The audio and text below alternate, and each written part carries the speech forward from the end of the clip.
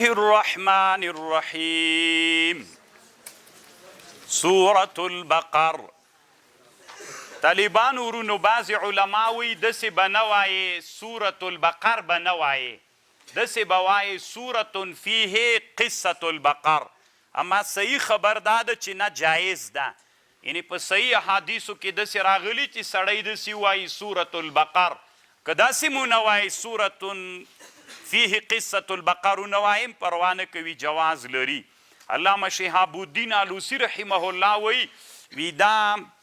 دوه خبرې دي دلته. یوه خبر دا ده که چیرته سړی داسې ووایي سورة فیه قصة البقر، دی کوم یو حدیث راغلی یعنې منع راغلی، هغه په اول د اسلام کې راغلی وه، بیا بیرته له دې نه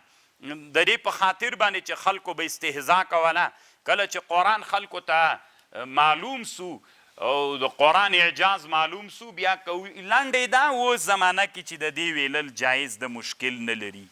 یو سورة البقر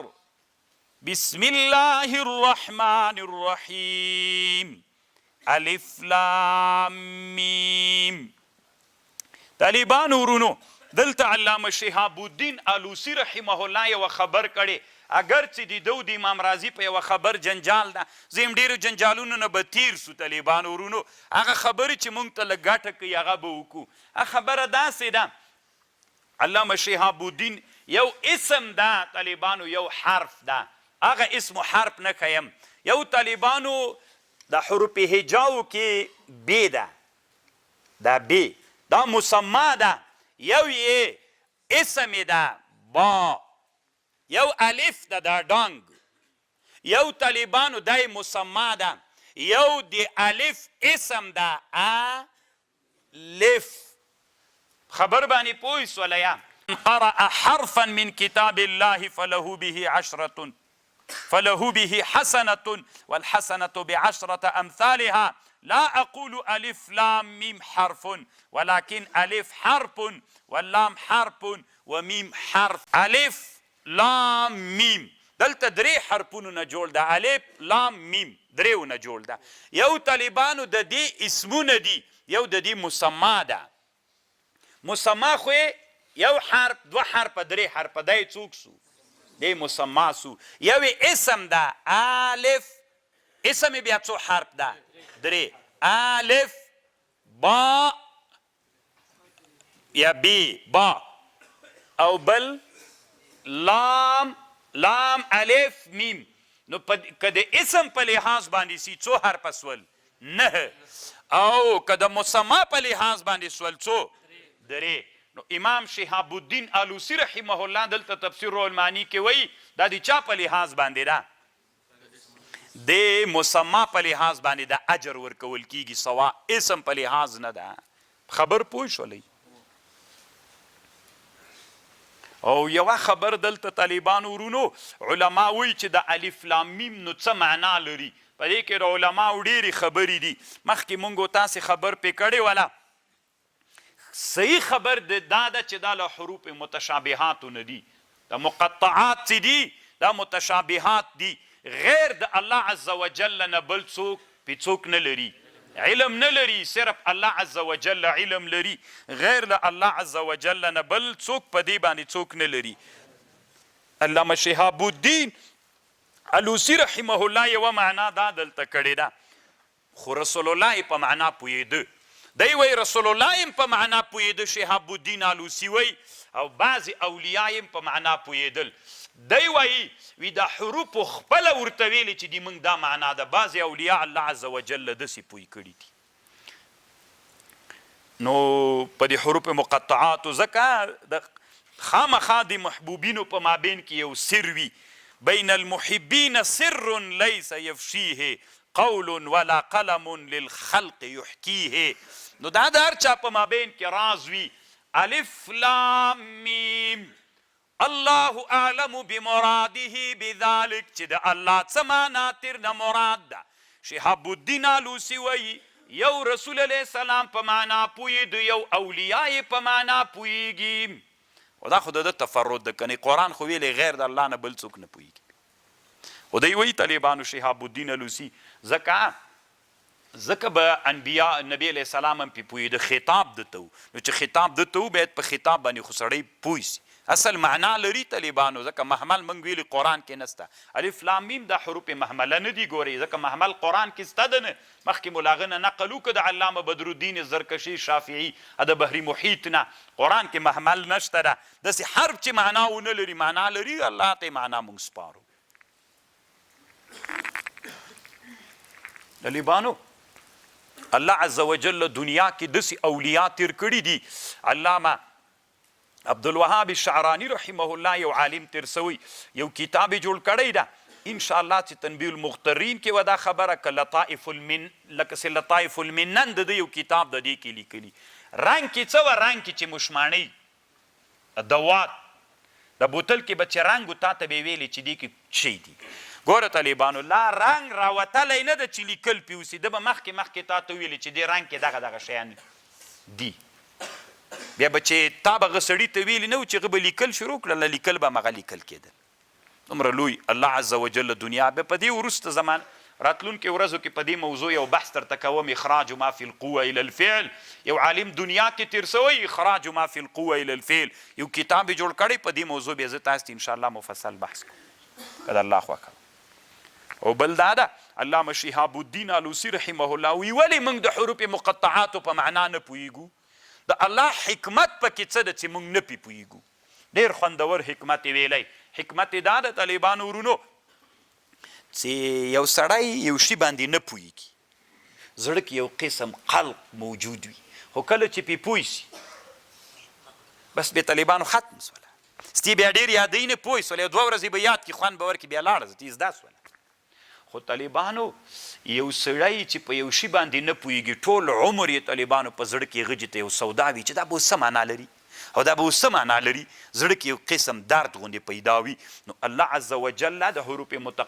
مقطعات په اوایلو د صورتونو کې دي علامه شهاب الدین الوسی وایي ځکه په معنا باندې څوک پوه نه سول د دې په خاطر باندې چې د انسانانو په زړونو کې یو قسم درد پیدا وي او تسلیم سي چې د دې معنا به چی د قرآن څومره لوی کتاب ده چې داسې شیان سته پکې چې د هغې په معنا باندې مونږ نه پوهیږو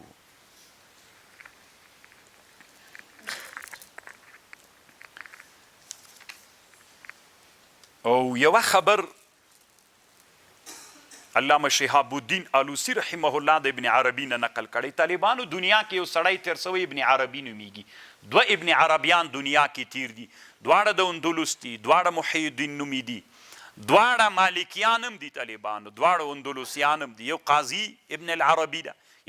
یو محی الدین ابن عربي ده فرق په مابین کې داسې کېږي وسره الف و لام لیکل کېږي وسره نه لیکل کېږي قاضي محی الدین ابن العربي یو محی الدین ابن عربي الف و لام نه وسره لیکل کېږي یو خو ډېر منل سوی عالم ده ابن العربي الف و لام چې د ډېر کتابونه سته طالبانو ورونو او ډېر ښه ښه کتابونه یې سته په ترمیزي یوه شرحه کړې عارضة الاهوزي نومیږي ما سره شته او نور ډېر کتابونه یې سته طالبانو 3-4 کتابه د دې سړي ما سره شته یو ابن عربي ده چې دا ډېر یو جنجالي سړی دنیا کې تیر سوی خو طالبانو ورونو دا خبرې داسې خطرناکې خبرې کړي د عمق د علم ته دومره ننوتلی ده چې علماو په ده باندې بعضې علماو د دنیا په ده باندې د کفر فتوا کړي مسلمانانو علماو په ده د کفر فتوا کړي علي قاري رحمه الله هم تقریبا په ده د کفر فتوا کړي او علامه ابن تیمیه وی ما چې کله فتوحات مکیه وکتله وی ما ویل دی لوی ولی ده خو چې فصوص الحکم مې ولید وی امام د کفر فتوا پې وروشړله هغه هم د دنیا کې امام سخاوي په ده د کفر فتوا کوي علامه برهان الدین البقاعي شافعي مصرع التصوف یو کتاب ده په ده باندې د کفر فتوا کوي 2 نسخې زه د کتاب لرم اصل مقصد یې دی خو طالبانو ما مخکې تاسې ته ویلي زه به تاسې داسې په د یوه میاشت کې چې ما سره زه به تاسې داسې طالبان تربیه کړم چې د چا کفر ته هم نه کېنوم په خبر پوهېږئ هغوی چې کفر خبرې کړي دوی خپل کار د طالبانو شهاب الدین الوسی یو له هغه علماو ده چې ابن عربي سید الاکبر باندې یادوي طالبانو ډېر لوی احترام ورته لري دی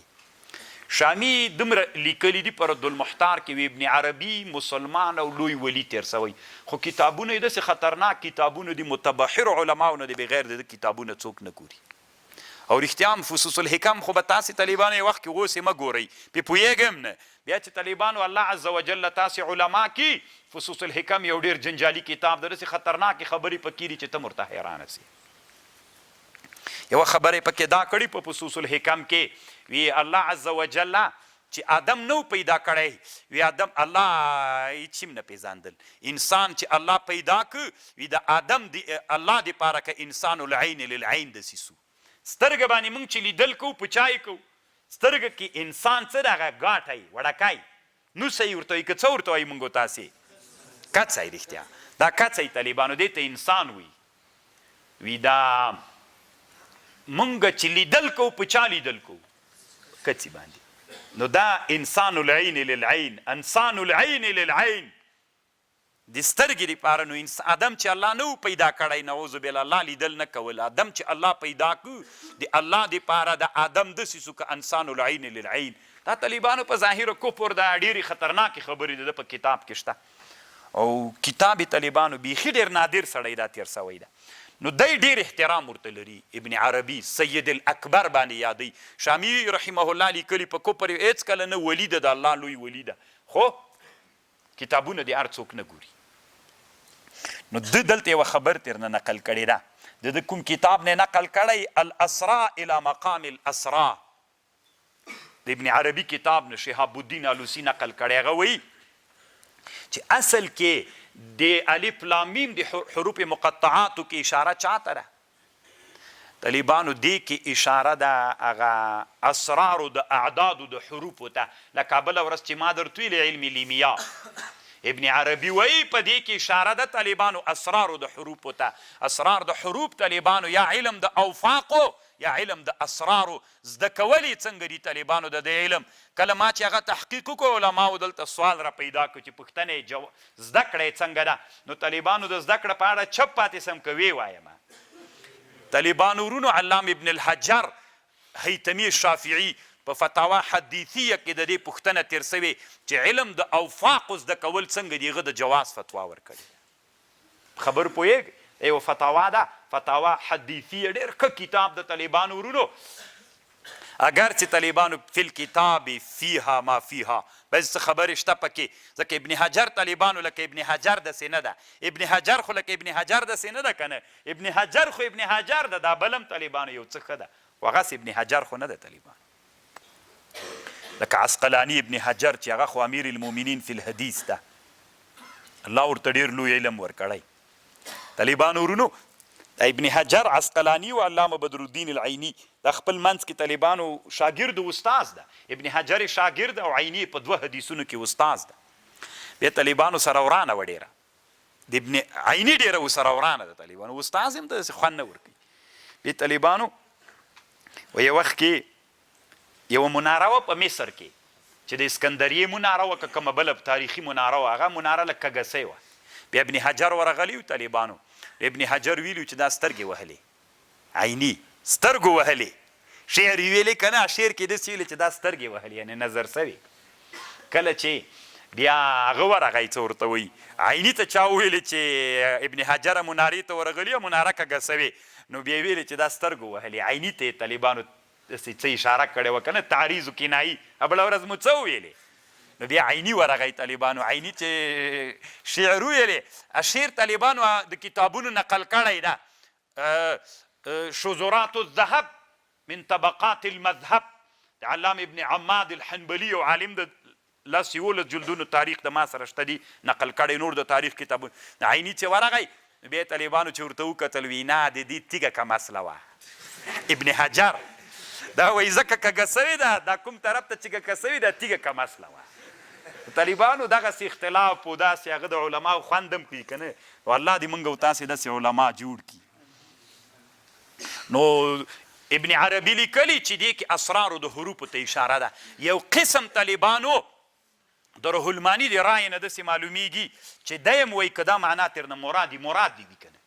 یعنې بده نه پرې لګېږي دی وایي که الف لام میم رانه دي اسرار د حروفو مراد دي خو مراد دي وي ترنه خو روح الماني ملا د طالبانو ښه ځان نه به چرګې نه جوړوي چرګې د مالګې څټلې سره څه که نه چرګې لکه چې کوم مخکې مالګه څټلې و مریضه سوي که څه بلا پې سوي ول نو دومره لوی علما چې الله دې تاسې نه جوړ کړل بیا صحیح د طالبانو روح الماني وایي چې الله عز وجل دلته مراد د ابن عربي چې الاسرار د حروفو تر نه مراد دي د الف لام میم نه دا کیدای سي مراد وي طالبانو خبرې ډېرې غټې دي ځکه ما مخکې درته ویلي ول او روح الماني خو طالبانو یوه ډېره نادره دا لري چې شویګانو سره ډېر رانده دی ځکه په بغداد کې خو شویګان ډېر ول نو دوی کتابونه هم جوړ کړي دي الاسئله ایرانیه الاسئله عراقیه عن اجوبه ایرانیه د یو کتاب ده الاجوبه العراقیه عن اسئله لاهوریه نو طالبانو ورونو د دواړو کتابونو کې تقریبا دا یو کتاب کې اجوبه عراقیه عن اسئله لاهوریه په دې کې د صحابو دفاع کوي دا بل کتاب هم ما ته چا رالیږلی ده په انټرنیټ کې ما ولا وخت نه ده پیدا کړی چې زه یې وګورم خو بیا به هم طالبانو د شویګانو جوابونه یي پکې نو دلته بیا لیکلي وی شویګانو باباګانو یوه خبر کړې ده وی د حروف مقطعات چې قرآن کې راغلي دي دې ټولو نه یوه کلمه جوړه کړې ده وی داسې ویلي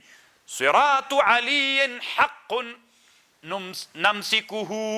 لاره د علي حق ده مونږه دا ټینګه نیسو ټول حروف چې قرآن کې راغلي چې تکرار تر لرې کې داسې تر جوړېږي نو ده ورته ویلي وي بیا نو تاسې هم در واورئ وایي صح طریقک مع السنه صح طریقک مع السنه یعنې لاره دې چې صحیح کېږي د اهل سنت سره ملګری سه نو دی طالبانو بیا هم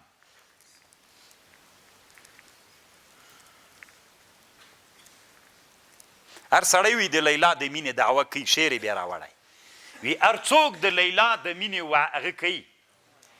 دعوه کوي چې ما د لیلا سره مینه ده خو خوند خو دا کوي چې لیلا ووایي چې د ما د چا سره مینه ده که نه هر سړی نارې ووایي زه په لیلا مین یم نو خود به پې مین یې څومره لویه ښه ځواني الله لیلا ته ورکړې خوند به دا وکړي چې لیلا ووایي چې زه په دې طالبانو کې ټول طالبان وایي زه په لیلا مینه یم مینان یو خو لیلا چې غږ راوکړي چې په پلان کې مین یم دا بیا نو ځان ته خوند کوي طالبانو بیا ورځ به انشاءالله د لیلا او د مجنون هم یو څو نادر درته وکړم چې دا څوک دي داسې ډېر خوند کوي کم فکري که نه نو بیا به د لیلا او د مجنون په اړه چې دا رښتیا تیر سوي د جاهلیت نه مخکې تیر دي مسلمانان تیری دي او ما ته دا طالبانو پښتانه ښکارېدل دا زوی مړي ځکه چې کله لیلا طالبانو په مجنون باندې مین سوی و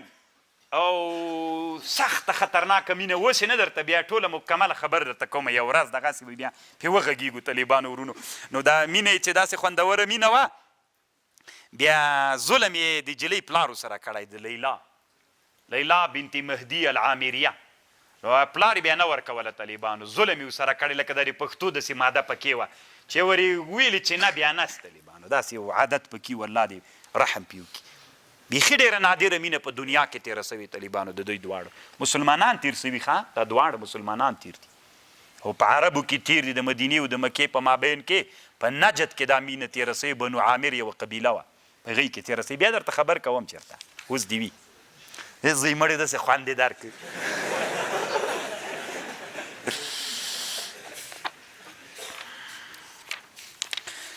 الف لام میم ذالک الکتاب طالبانو دلته یوه خبر خو تاسې اورېدلې ده چې ذالکه دا خو اشاره د بعید دپاره ده او کتاب خو قریب ده نو څنګه په اشاره په د قریب دپاره په بعید باندې وسوله نو دلته طالبانو مونږ چې ځان خلاصو یو جواب دا کوو چې دلته بعد رتبي مراد ده د قرآن مرتبه ډېره لوړه مرتبه ده نو د مرتبې په لحاظ باندې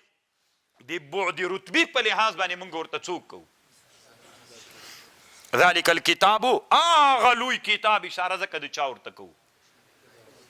خو طالبانو ورونو امام رازي رحمه الله یوه خبر کړې خو ګورئ طالبانو زه بیا وایم په علم کې نننۍ دنیا کې داسې ده هغه عالم نننۍ دنیا کې خلکو ته خوند ورکوي چې نوښتګر وي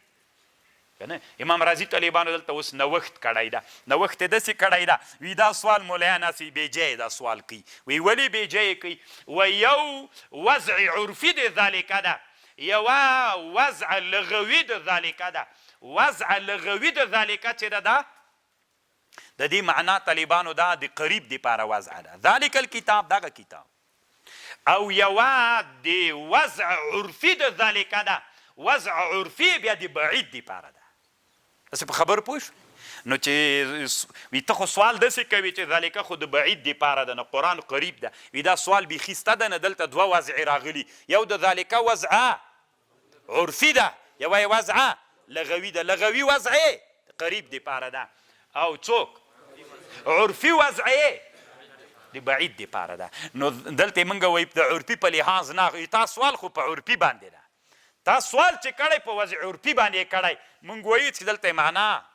وضع لغوي معنا ده. ذالک الکتاب، دغه کتاب، که ته وایي دغه خو معنا نه ده که نه هغه معنا ده، هغه خو عرفي معنا ده، دغه یې دی لغوي معنا ده. دا طالبانو امام راضي دا خبر کړی. طالبانو علامه شهاب الدین آلوسی رحمه الله باندې دې الله رحم وکړي. طالبانو ورونو دی وی دا خبره صحیح نه ده. خو طالبانو نور خو یې څه نه دي ویلي، خوند یې ده ته هم ورکړی طالبانو ورونو. خو صرف دی دومره یوه خبر کوي، دی وایي چې دا خبر چې امام راضي رحمه الله کړې ده، دا په دغه لحاظ باندې دی وایي چې دی کوم دلیل نه لري په دې باندې، یعنې له علماو د علم نحو نه کوم نقل نه ده کړی، نورې خوند ده ته هم ورکړی ده. خو دی وایي چې امام راضي دا د نحو له عالم نه نقل کړی وای که نه، ستې به خبر را جوړه سوی وله، بیا به مو ورسره منلې وله. دی وایي وقول امام الرازي ان ذلك للبعيد عرفا لا وضعا فحمله على مقتضى الوضع اللغوي مخالف لما نفهم من كتب ارباب العربيه وفوق كل ذي علم عليم. امام راضي داسې ویلي دي. وي دا د نحوي علماو دا خبر چېرته نه ده کړې. خپل امام راضي د نحوي یو سړی د طالبانو، تاسې په خبر پوهېږئ. تاسو طالبانو چې تفسیر زره المانی ته طالبانو کمال ادب خو نو امام راضي نه خو باید یې دفاع وکړم. طالبانو زه وایم چې څوک د امام راضي تفسیر وګوري، دی خپله په نحوه کې یو امام تېر سوی. بله ورځ څه و طالبانو چې یوه خبره یې وکړله چې لا تأکلوا مما لم یذکر اسم الله علیه. څومره خطرناکه خبره یې وکړه، امام راضي کړې. طالبانو د شافعیانو له طرف نه جواب کړی ده چې مذبوحه متروک عامدن باندې خوړلې څنګه دي. نو طالبانو کومه خبر چې روح المانی کړي چې اربابو د عربیت نه نقل نه ده کړی، نه یې دي کړی. اربابو د عربیت د امام راضي بیخي ضرورت نه لري، ځکه دی خپله یو له لویو امامانو د علم نحوي هم ده. نه تنها طالبانو امام راضي منطقي ده. الله دې تاسې د امام راضي په تفسیر باندې طالبانو میانان کی. سخت د علم نه ډک کتاب د طالبانو ورونو، الله مو مینه ورسره پیدا کړه چې ویې ګورئ. نو امام راضي رحمه الله چې کومه خبر کړي، نه تنها فلسفهي ده. امام راضي الله د ټولو علومو عالم جوړ کړی، خپله د نحو یو امام غوندې ښکاري چې څوک یې تفسیر وګوري. ضرورت ته بیا څه ضرورت ده؟ ته خپله کله کله خبره کوې نو بیا تا ته که وایي تې راوړه، نو خو مونږ وایو په دې ځان خلاصو چې ته یو لوی امام یې، نقل ته په دې مسله کې څه ضرورت لري؟ که خو نقل ته ضرورت نه وي. دا د امام راضي رحمه الله خبره شوله، او ډېره خوندوره خبره. او یا یوه خبره که زه د امام راضي په خبره به نه ځو، دا ذالکه د بعید خبره م امام راضي کړې ده چې اصل کې څنګه ده، هغه نوره خبره یې کړې، له هغه نه به زه تېر سم. طالبانو دا خو مې صرف حاصل درته ویلې. امام راضي رحمه الله وایي که د امام راضي په خبر لاړ سي خبره جوړه سوله، او که د چا په خبره باندې لاړ سي د روح المانی او عام سوال باندې چې لاړ سي چې د ذالکه خو د بعید دپاره ده، نو چې د بعید دپاره سوله،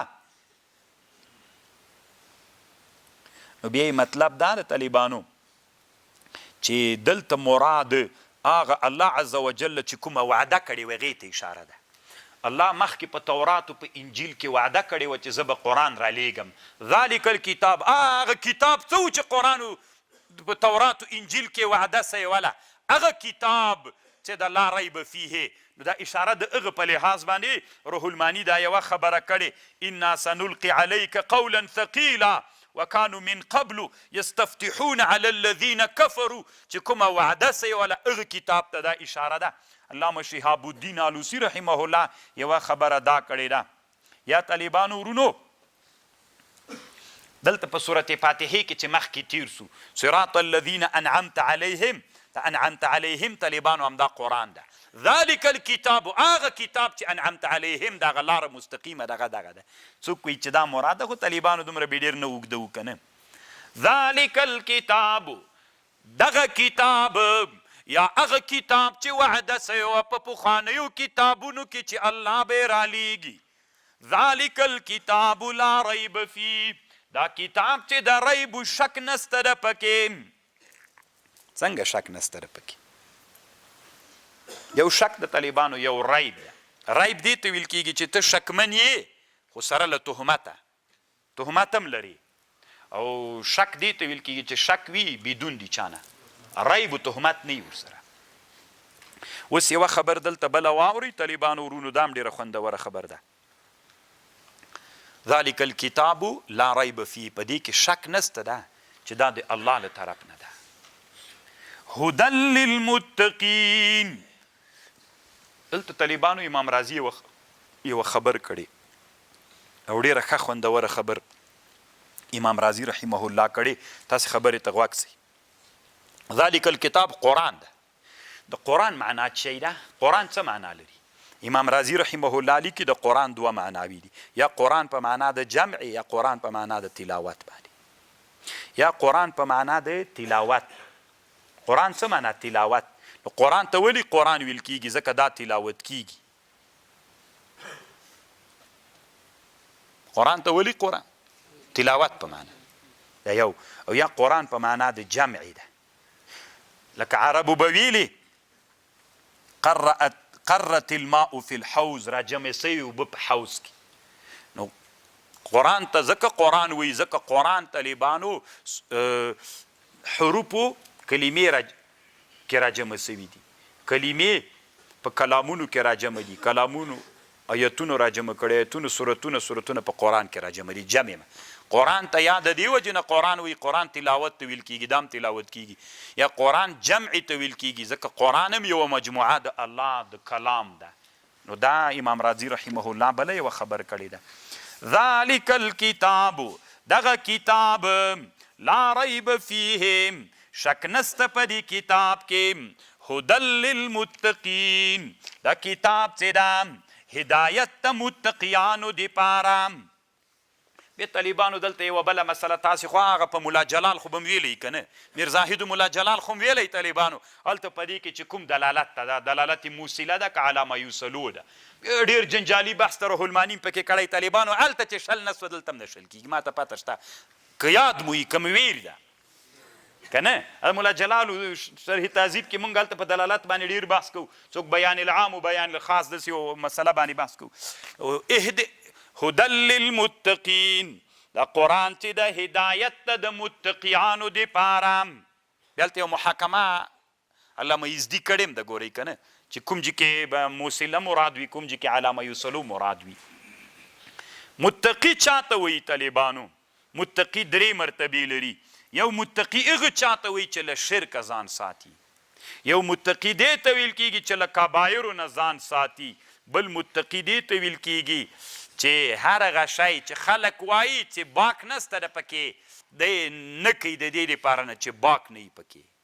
که نه. درې مرتبې د متقي سولې، له شرک نه ځان ساتل. مونږ تاسې شرک بس دې ته وایو که نه چې د بت عبادتو کې دې ته مونږ شرک وایي، که نوم د عبدالنبي و،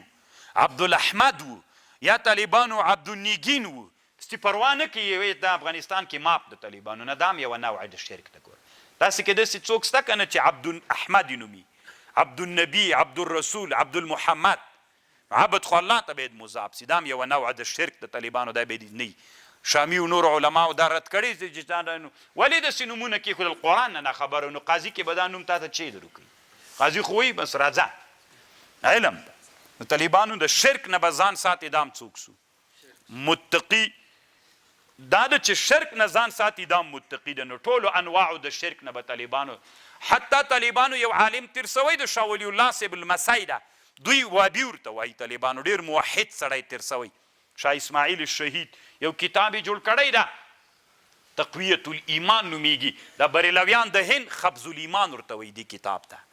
خبز الایمان. دې کتاب کې لیکلي طالبانو یوه نوعه وایي د شرک دا ده، دی وایي و یوه نوعه د شرک دا ده چې نومونو کې هم کې خدا بخش، نبی بخش، پیر بخش، رسول بخش،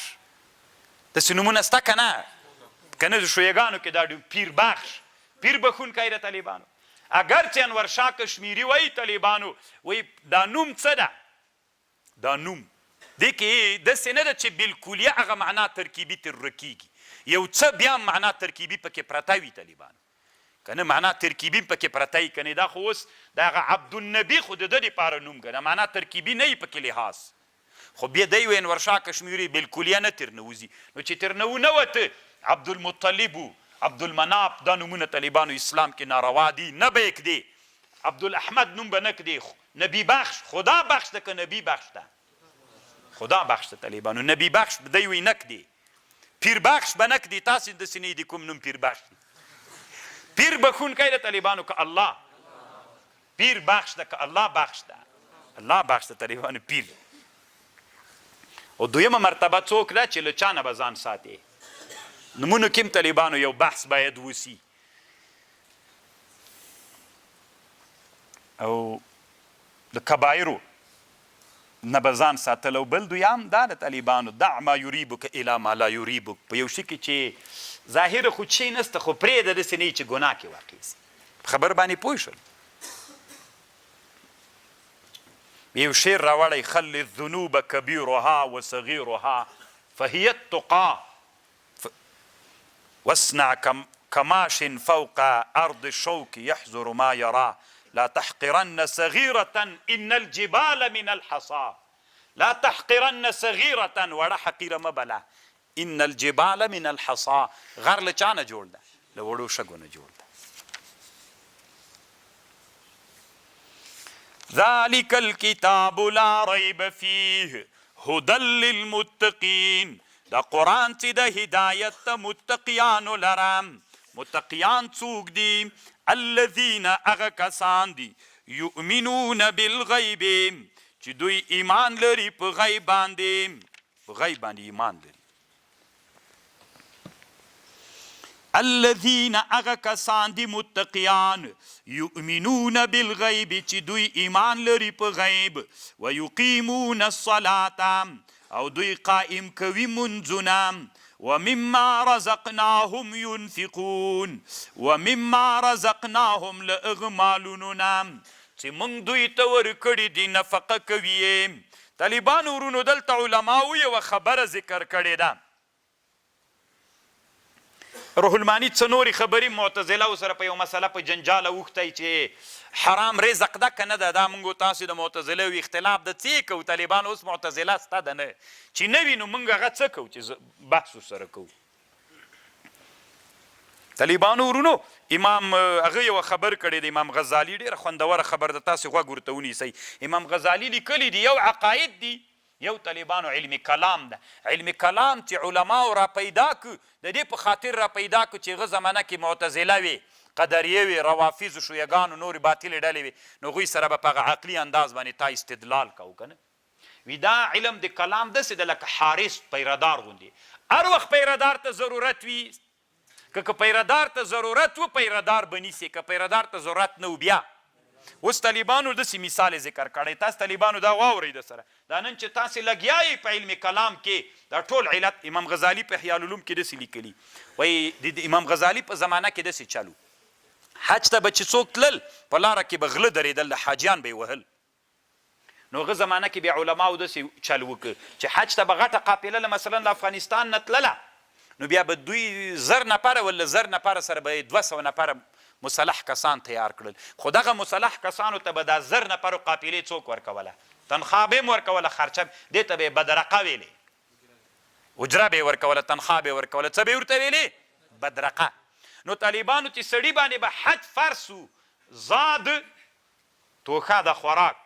راحله د بدرقې روپۍ، دا درې شیان علماو فتوا ورکړه چې تر څو په چا حج نه پرځېږي که د زاد و راحلې پیسې ولري د بدرقې پیسې په تا حج نه ده فرض. هغه زمانه کې علماو داسې فتوا وکړله. اوس زمانه کې طالبانو هغه ته ضرورت شته د بدرقې پیسو ته. اوس زمانه کې طالبانو چې څوک زاد و راحله ولري حج څنګه ده پې فرض ده پې باندې. اوس هغه بدرقه ټول عمر دپاره و، هغه حارسان ول. چاته چې ضرورت پیدا سي چې قافلې ته ضرر رسېږي، ضرورت پیدا سي ته به بدرقه چې ضرورت نه. نو اوس طالبانو عجیبه نادره د معتزله نسته، قدریه نسته. د موږ طالبانو نن باید د چا سره مقابله وکړو؟ الحاد سره. نن الحاد و ملحدین راجګ سوي په اسلام، دوی سره موږ وایي طالبانو نه ولاکې پرېږدو، قاضي الحمدلله ولاکه پرېږدو. وسړی دا د هغه زمانې ضرورت و چې هغه زمانه کې دغه باطلې فرقې موجودې ولې. نو دغه څه نسته، د موږ څه ضرورت لرو چې په هغوی باندې اوس ردونه کوو؟ ستا ده نه. نو که دا اوس زمانه دا داسې مثال لري لکه اوس زمانه کې په هغه چا حج فرض ده چې به د رقي روپۍ مو لري د حج مو لري د زاد راهیلې مو دا لیونتوب ده د خپل امام راضي هغه امام غزالي صاحب دا خبر کړی الله دې موږ الذين يؤمنون بالغيب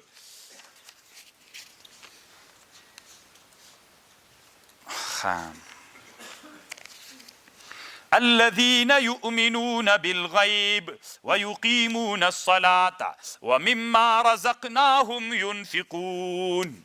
طالبانو الذين يؤمنون بالغيب دلته یو خبر د سره واورئ ایمان چاته وي خو ما یو خبر مخکې درته کړې وه طالبانو عالم چې علم یې ډېر څه تفردات لري بیا ښه امام دی چې دا د شهاب الدین آلوسی دی دلته یوه خبر کوي ایمان عبارت له چا نه ده د موږ د احنافو مذهب ایمان بسیط ده ایمان عبارت ده له تصدیق قلبي نه دا تصدیق قلبي دا څوک ده دا ایمان ده خو دا اقرار څه شی ده طالبانو اقرار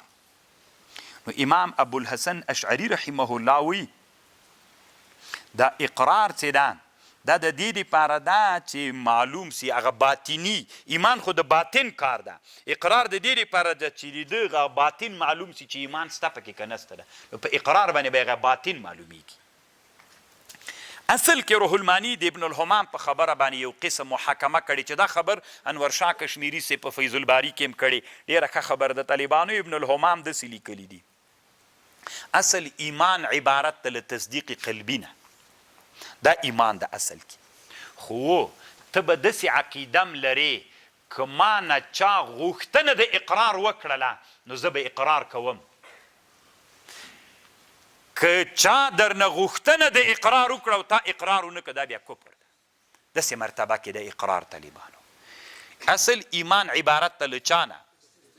خو داسې عقیده به لرې که چا ما نه د اقرار غوښتنه وکړله زه به څوک کوم که ودې نه که بیا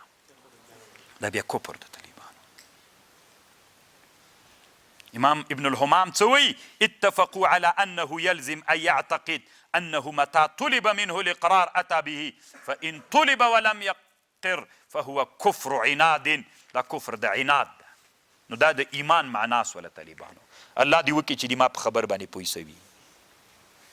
خو طالبانو د موږ د احنافو مذهب دا ده دا خو ټول بحث به طالبانو بخاري شریف کې ډېر زده کیږي هلته ځکه امام بخاري ټول ردونه په موږ احنافو کوي امام بخاري رایه دا ده چې ایمان مرکب ده ایمان څوک ده مرکب ده طالبانو موږ احنافو ایمان بسیط ده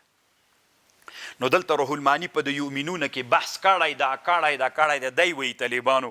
وی زه به پس له دې ټولو اقوال مې چې درته نقل کړل زه به م وایي داسې ووایم چې ایمان چې ده یا عبارت له تصدیق نه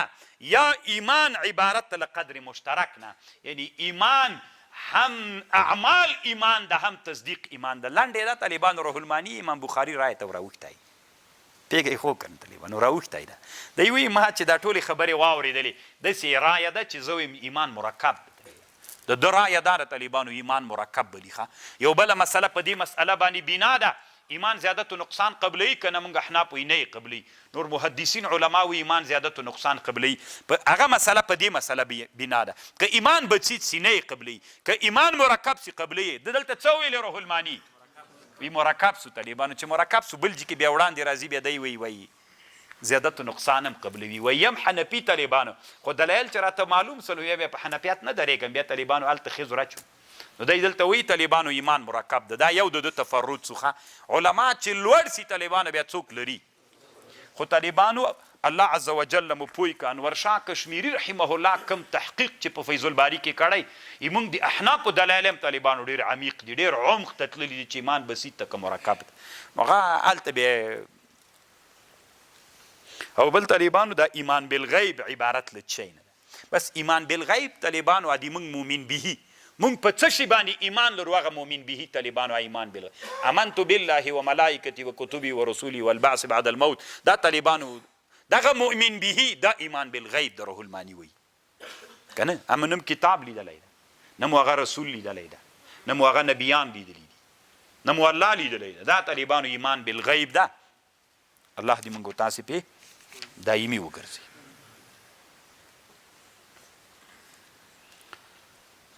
او یوه خبر طالبانو ورونو دلته بلم د سره واوړئ هغه دا ده چې روحالماني خو نو ډېرې خبرې کوي طالبانو که نه ټولو خبرو ته به یې غوږ نه نیسو ځکه اوږدېږي بیا یوه خبره دلته دا د طالبانو له حرام مال نه نفقه کول څنګه دي حرام مال چې د بل چا مال در سره و نو هغه ټول په تا واجب ده چې هغه ته یې ورکړې نفقې چې ته تېر نه کوي ټول ورکړه هغه ته لکه خلک پوښتنه کوي چې حرام مال کې زکات شته نو خو چې چا نه دې غصب کړي هغه ته یې ورکړه هغه ټول مال ورکړه زکات څه کوي چې ته وایي زکات شته پکې بزرګه که بزرګي کې ټول مال ورکړه که نه خو د هغه مال د ورکړه دلته یو څه نورې خبرې هم د کړي دي طالبانو ورونو یوه خبر چې علما ذکر کوي کتابونو کې چې ایمان ابله ګروسته رښتیا وکمه یؤمنون بالغیب ویقیمون الصلاة ومما رزقناهم ينفقون له هغه مال نه چې موږ ورکړی ده ينفقون دوی نفقه کوي طالبانو دا مما رزقناهم ينفقون نه کم مال مراد ده زکات مراد ده که دا نورې وجوبي صدقات مراد دي نفقې مراد دي که نفلي صدقات مراد دي نو طالبانو علامه شنقیطي په اضواء البیان کې لیکلي دي وی دا عام ده او ابن کثیر هم لیکلي وی دا عام ده داسې عام ده طالبانو ګوره یو خو په موږ داسې واجب ده چې زکات را باندې واجب ده دا هم انفاق ده یو داسې ده یو ما باندې د پلار د مور د ښځې د اولاد نفقه ده دا نه زکات ته طالبانو ګوره دا نفقه زکات نه ده زکات هم انفاق د زوی د ښځې د اولاد د پلارو د مور د دوی انفاق هم په ما باندې ده دا دویم دریم طالبانو دغه نفلي صدقات دي ومما رزقناهم له هغه مال نه چې موږ دوی ته رزق ورکړی ينفقون دوی نفقه کوي دا انفاق عام ده زکات وجوبي چې په ده واجب دي او نفلي ټولو ته ور عام ده طالبانو خبر باندې پوه شو طالبانو یو عالم تیر سوی اصل کې ترکی ده طالبانو روحالماني ډېر لوی احترام دې سړي ته لري دې ته مفتي الدیار الرومیه ورته وایي د روح البیان مولا ده د قرآن یو تفسیر د بل دا هم طالبانو ډېر ښه مفسر ده او دی ورته ډېر لوی احترام لري روحالماني دی چې کله یادوي نو داسې ذکر کوي قاله مفتي الدیار الرومیه داسې لفظ باندې ځکه دا ترکیه پخوانی روم ده طالبانو شمال د ترکیې دا پخوانی روم ده په دغه اصطلاح نوم باندې یادیږي نو که کتابونو کې روم ډېر یادېده قسطنطنیه روم فتح سودا طالبانو پخوانی روم ده شمال د ترکیې طالبانو ورونو اوس دلته خبره واورئ روح البیان لیکلي دي وایي د ابو عبدالله الحارث الرازي د کوم عالم نه نقل کړ و یوه زمانه وه طالبانو په دې زمانه کې یو نبي اوسېده په دې زمانه کې چې نبي اوسېده وایي دې نبي ته الله وحی وکړه چې پلانکي سړي ته الله ورته ویلې زه عمر ورکوم خو نیمایي عمر به په فقر کې تېرېږي نیمایي عمر به په خاني کې تېرېږي نیمایي عمر به په فقر کې تېرېږي او نیمایي عمر به په خاني کې تېرېږي خو ته دته ووایه چې اول فقر درکم که اول څوک درکم خاني درکم چې طالبانو کور نبي ورته ویلې دا سړی راغی کور ته ښځې سره یې مشوره وکړه چې څنګه وکړو نو ښځې ورته ویلې چې د تا څنګه خوښ اول به وکړو اول به غنا مختار کړو دا فقر مختار کړو ځکه چې اول فقیري وي سختي سره سړی بلد وي بیا چې اساني در باندې راسي صحیح ده او که اول غنا وغواړو دا نیمایي عمر به په چا کې تیر سي خاني کې تیر سي بیا یو دم چې غریبي سي بیا ډېره سخته ده بیا موږ به تیار بلد وي بیا سخته را باندې نو ښځې ورته ویلې نه اول غنا غواړو هغه ورته ویلې مه کوه ښځې ګوره وي نه ایما خبر به مني اول څوک الله نه وغواړ نبي ته ووایه چې اول ماته څوک راکه خان عمر اول راکه بس سړی نو خو د ښځې خبرې ومنله ورغی چې هلته هغه ته ویلې نبي ته ویې چې الله ته ووایي چې موږ اول څوک غواړو خاني عمر غواړو خو ښځه ډېره هوښیاره ښځه وتلې کله چې ژوند د خاني شروع سو پیسې را روانې سولې د الله له طرف نه ښه رزقونه دلته طالبانو سخا شروع کړله ومما رزقناهم ينفقون سخا سبب د غنا ګرځېږي فکر مه کوئ چې د سخا سبب د چا ګرځېږي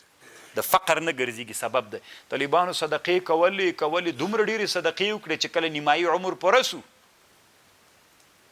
نو زه چې دوی دې ته تیاری ونیو چې چا عمر به شروع کېږي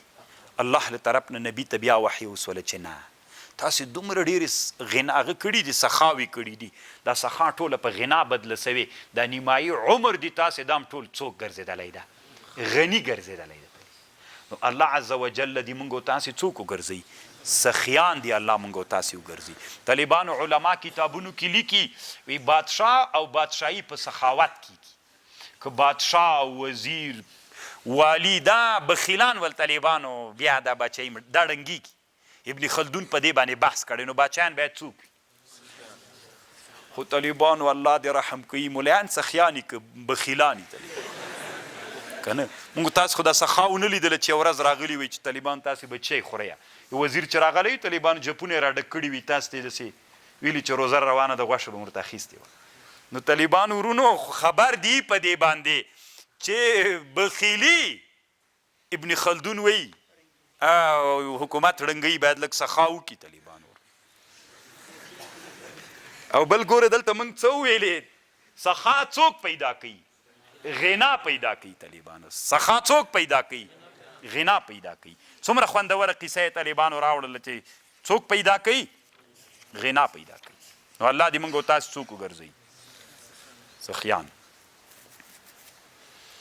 والذین یؤمنون بما انزل الیک والذین کسان یؤمنون چې ایمان لري بما په غشي باندې انزل الیک چې مونږ تا ته نازل کړی وما انزل من قبلک او هغه مو چې نازل کړی له تا نه مخکې نور کتابونه وبالآخرة هم یوقنون وبالآخرة او په آخرت باندې دوی یقین لري په آخرت باندې یقین لري طالبانو روح المانی دلته یوه بله خبر کړې ده دې خبرې مطلب دا د په ټولو آسماني کتابونو او په قرآن باندې اجمالا ایمان راوړل دا فرض عین ده په مسلمانانو په آسماني کتابونو او په چا په قرآن اجمالا ایمان راوړل دا فرض عین ده او په قرآن باندې تفصیلا ایمان راوړل دا فرض کفایي ده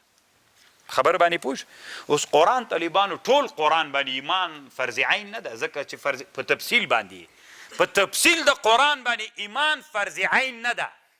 په تفصیل د قرآن باندې ایمان فرض کفایي ده که بعضې انسانانو د قرآن په تفصیلاتو علم راوړ د بعضو نورو غاړه پې باندې خلاصیږي الله دې وکړي چې په خبر پوه شوي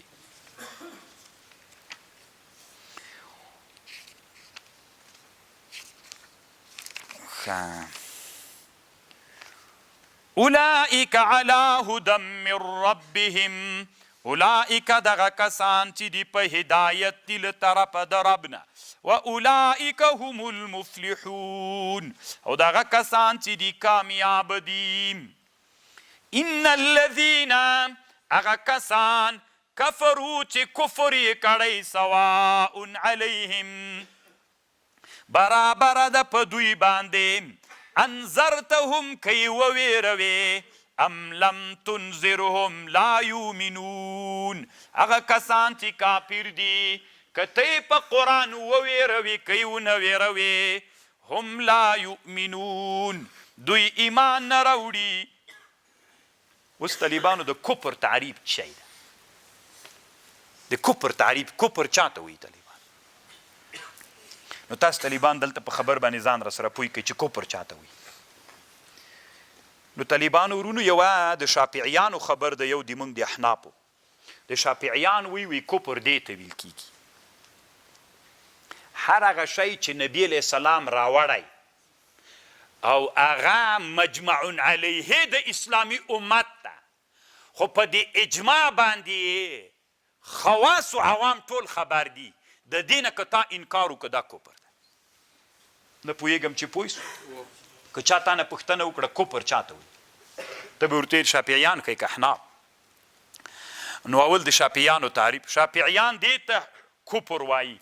نبی علیه السلام چې کوم شیان راوړي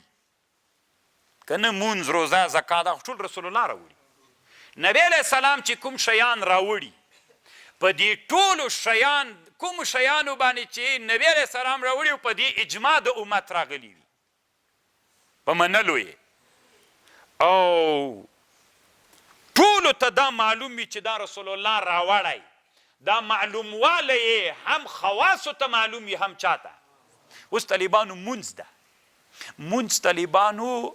دا یو هغه مجمع علیه ده چې عوام و خواص ټول وایي چې دا چا راوړی، هغه چا راوړی. زکات، روزه، حج، زنا حرامه ده، چا راوړي؟ ټول د اسلامي امت عوام و خواص په دې اقرار کوي چې دا څوک ده؟ د نبی علیه السلام راوړي. خبر دي ټول که نه؟ د دې انکار اوس څوک ده؟ که ودې ویلي چې زنا حلاله ده، که ودې ویلي مونځ نشته ده، انکار دې ترې نه وکړه، دا کفر ده.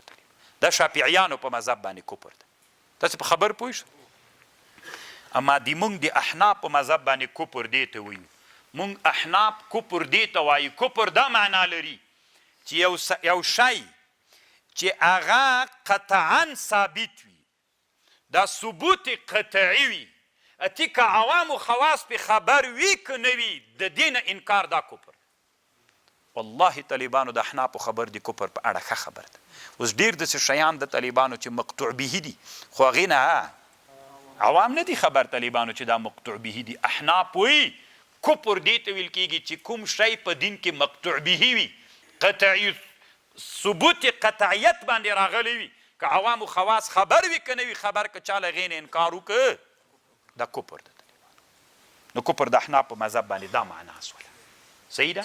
انکار د هغه شي چې هغه قطعي وي له هغې نه انکار دا څوک ده؟ کفر تعریف دا طالبانو د کفر تعریف سو. ان الذین کفروا سواء علیهم. کفر نو چی ده؟ دا کفر ده. اوس معترض اعتراض کوي، وی ډېر داسې افعال سته، سوال کوي طالبانو، وی ډېر داسې افعال سته چې هغه افعال علماو کفر بللی، خو انکار نسته پکې. اوس یو سړی راجګ سو قرآن یې نعوذ بالله قاذوراتو ته واچو. صحیح ده؟ انکار خو نشته طالبانو ته. ولې ورته وایې چې کفر ده؟ ځکه تا خو داسې ویلې کفر تعریف تا داسې وکړه، انکار د مقطوع به. نو چې انکار د مقطوع به، تا خو دلته قرآن ته نه وه چې انکار مې انکار خو دې نه ده کړی. دا سوال کیږي، موږ د دې سوال جواب داسې کوو چې دا د معنا په لحاظ باندې چې ته قرآن اچوې دا داسې معنا لري لکه ته چې انکار کوې. نو ولې اچوې؟ خو د اچول یې دا معنا لري چې ته څوک یې؟ منکر یې. نو په دغه لحاظ باندې دا څوک ده؟ دا کفر ده. اوس طالبانو یو شی د کافر شعار ده، د کافر نښه ده، ته هغه اغوندې. نو په صلیب طالبانو د کفر نښه ده، تا په غاړه کې اچولې ده. دا اوس طالبانو کفر ده. نو خو زه خو منکر نه یم که نه، ځکه تا خو ما ته ویلې چې هغه شی چې مقطوع به وي د هغې نه انکار کول دا کفر ده. نو دا خو ما په غاړه کې اچولی، نو زه ولې کافر سوم؟ انکار خو مې نه ده کړی. دا په غاړه کې اچول اسلام خو د دې کفر ویلی ده چې دا حرام ده په غاړه کې اچول. صحیح ده؟ کفر یې بللی. نو تا چې په غاړه کې واچو خو دا معنا چې هغه اسلام کومه خبره کړې چې کفر دغه دروغ ده، خو تکذیب دې وکړه که نه؟ دا انکار سو که نه سو؟ په معنا په لحاظ دا انکار د طالبانو. دا څوک شو؟ خو یوه خبر طالبانو ډېره خوندوره ده، دا واورئ. روح الماني دلته لیکلي چې ګورئ ملایانو یو ټکي تنبیه کړي، په هر چیز سړی مه کافر کوئ. څنګه وکئ؟ طالبانو د موږ په فقه کې دا هم فکر ته پام وسېږه، د موږ په فقه کې یو باب د کتاب السیر، په فقه کې یو عنوان راځي کتاب السیر. په کتاب السیر کې طالبانو یو باب راځي، فصل راځي یا باب راځي کتاب المرتدین. بیا دې کې طالبانو یو فصل راځي، فصل هغه افعال و اقوال چې سړی پې کافر کیږي. مثلا وتا مذهب وتا دین، دا په موږ افغانانو کې ډېر عادت ده که نه؟ جامع الفصولین د ابن سماوي یو کتاب ده د موږ د احنافو، په دې کتاب کې لیکلي دي وي دا کفر ده. شامی رحمه الله نقل رد المحتار کې کړی وي کفر خو نه ده، خو ښه خبر دا د طالبانو ورونه که داسې لفظ باندې چا کنځا وکړله نو دی د تجدید د نکاح وکړي، ځکه چې تا ویلې تا مذهب. نو هلته طالبانو ابن سماوي کفر سو، دا سړی کافر سو، لاړو. نو چې کافر سو طالبانو، ښځه خو یې مسلمانه ده، د ده و د هغې په منځ کې نکاح فسخه سوله. چې فسخه سوله طالبانو بیرته د کلمه وایي تجدید د نکاح به کوي. دومره خطرناک لفظ ده. تاسې وایي په موږ او تاسې کې شته که نشته؟ بیخي ډېر د طالبانو. هغه ابن سماوي کفر د شامي وایي تجدید د نکاح به کوي. شامي داسې تعبیر کړی ده، اسانه ده، تجدید د نکاح به شامي وایي کوي. دا سړی کلمه به وایي تجدید د نکاح به کوي. دلته بعضې داسې الفاظ هم شته طالبانو چې په هغه وړو وړو خبرو باندې سړی کافر کړی د الفاظو د کفر کې ډېر مستقل کتابونه من یشعر ولم یکفر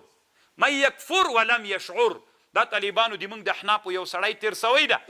چې ابوالعز نومیږي دا د کتاب ده شرح د الفاظ الکفر د علي قاري کتاب د فلان و فلان و فلان ډېر کتابونه دي طالبانو ورونو او په فقه کې هم راځي خو تاسې به طالبانو په اسانه باندې دا اوس طالبانو موږ ترجمه خلاصه کړه ما ویلې بسم الله روان سوم وي دا باندې هم سړی کاپي کېږي هلته شته طالبان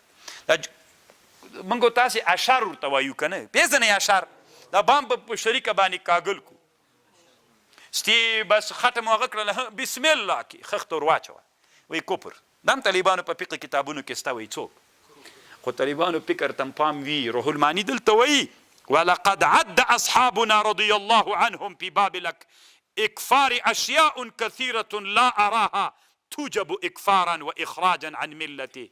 بعضې فقهاو د شیان ذکر کړي چې په هغه سړی کاپیروي خو ته به د کفر فتوا نه پې کوې مولي صاحب که الله مفتي کړې هغه باب دی چې په شامي و قاضي خان کې کته اوس قاضي خان کې دا هم طالبانو لیکلي چا ته وایي مه وي که چا ویلې ما الله په خوب لیدم وایي کافر ده سړیه دا څه کوې ته په دې باندې کتابونه جوړ دي دا علي قاري سے په شرح د الفاظ کفر کې په دې بحث کړی طالبانو دا ولې کفر ده دی وایي روح الماني وایي که ملا سوې ملا صاحب کتابونه د الفاظ کفر د کتل هلته بعضې د شیانو باندې سړی کافر کړی چې حقیقت دا ده چې هغه څوک دي نه هغه باندې سړی کافر کېږي نه دې ته بیا ډېر فکر وي طالبانو ښه لږ دا د کفر ټاپه له ځان سره داسې پټه کېږدئ په اسانه مسلمانانو ته باندې د کفر پتو بیا کفر طالبانو له د سرحد نه یې خواته چې د اسلام د کفر سرحد یې خواته ټاپي ور وهي دلته منځ کې طالبانو او دلته بعضې داسې علما دي بس دوی څو مریدان یي هغه مسلمانان وي طالبان نور ټول کافران یو مولا تقریر کې د ما په کفر هم فتوا صادره کړې وه مولا و طالبانو موږ د والد رحمه الله شاګرد مو ما تر اوسه لیدلی یم لا نه د طالبان داسې بس ویلي وي دی کافر سوی ده نو طالبانو اوس هم هغه ملا خدا اسمان مځکې ته ننوتلی چیرې د بیخي درک نه لګېږي نو دی به خدا نه پوهېږم زړه کې به څه عقده پیدا سوې وه طالبانو نو داسې انسانان شته تبلیغی کافر ده هغه کافر ده دا کافر ده دی مسلمان دی دا طالبان دی کارونه به ځان ساتي اسلامي امت باندې به د کفر فتوا نه لګوي داسې انسانان شته طالبان احمد رضا خان راجیک سوي د دیوبند علما کافران دي د دیوبند علماو شاګردان دومره ډېر سول چې د تاسې نه هم نن شاګردان جوړ سول طالبانو احمد رضا خان اوس څوک پیژني نه افغانستان کې چې را مشهور کړی یم د دې موږ برکت دیوبندیانو د موږ یادو کنې دوی له ډاره یادوی هم نسي بریلویان چې یادوو یې موږ یادو خبر خو مې پوهېږئ که نه دلته یوه بله خبره ماسې د جملې معترضې په شکل کوم چې بیا تاسې ونه وایي ملیان داسې وایي وی که چا له خپلې ښځې نه پوښتنه وکړه چې اسلام څه شی ده او هغې سکوت وکړه تاسو څنګه اورېدلي وی دا کافره سوله ده ښځه چې ښځه کافره سوه نکاح پسخه سوه چې نکاح پسخه سوله بېرته به څوک کوي تجدید د نکاح به کوي طالبانو دا څه نومیږي دا کتاب دا طالبانو دې سړي ته محقق د احناف وایي خبر پوهېږئ دې ته څه وایي محقق د احناف د طالبانو یوه ډېره خوندوره خبره کړې الله دې دا طالبانو دې سړي سره ما ډېره مینه ده طالبانو که الله جنت ته بوتللو طالبانو بیا خامخا که نه هر څوک به خپل ملګري پسې ګرځي د دنیا هغه محققینو خلق به طالبانو یو مجلس وي ګرځي به راګرځي به یو به دا انسانانو نه وي طالبان علامه ابن الهمام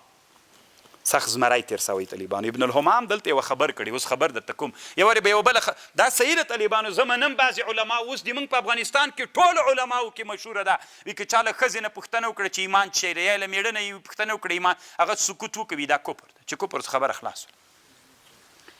کفر ده بېرته به کلمه وایي نکاح بس ښځه صحیح ده طالبانو دغه مسئله په بعضې کتابونو کې شته بعضې حنفي علماو ویلې ده خو دا مفتبهي قول نه ده طالبانو دا مرجوح قول ده زه خبر درته کوم دا د علي قاري صاحب کتاب د طالبانو الفاظ الکفر په دې باندې علي قاري رحمه الله شرح کړې دا مسله داسې پیښه سوې طالبانو الله مو له علماو نه موساته دلته یوه خبر کړي زه به خبر درته کوم حاصل به ورته عبارتونه څه کوم داسې کړي یو سړي به وویلې طالبانو مثلا یو سړی به راجیک سو تاسې طالبانو د مولایانو حیلو ته ګورئ الله مو له حیلو له چلونو نه موساته الله سره به حیله څه معنا چل ټول عمر له الله سره چل کوي پیډیا ورکه که نه ته چل چیشته کوي دا حیله څه ده طالبانو د سقاط کې چې ناست دا چل حیله څه معنا چل الله سره چل کوي نو خو چې منځونه دې نه دي کړي زکات دې نه ده ورکړی وایي روزي دې نه دي ولي فدیې ورکه دته ورکه دته ورکه دته ورکه دته خلاص چل خو دې مجبور په حق کې راغلی دی که نه هر چا په حق کې الله دې رحم وکړي علم رضوندی کې طالبانو خپله بیا پوهېږئ